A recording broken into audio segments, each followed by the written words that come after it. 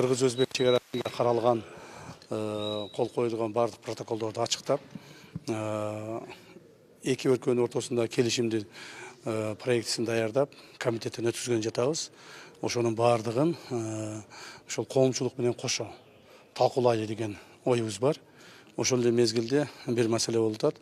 Ошол камераларды, телефондорду алып кирбестен, үндөрдү жазылбастан каалаган адам кирсе болот, каалаган журналисттер кирсе болот, каалаган блогерлер, мамлекеттик коомдук ишмерлер кирсе болот, депутаттар кирсе болот, кирип өзүңүздөр угуп, көрүп, байкап, бирок ошонун бардыгын мындай азырынча бир жазуу же болбосо тартуу иретинде таркатпай туруш шарт болуп атат.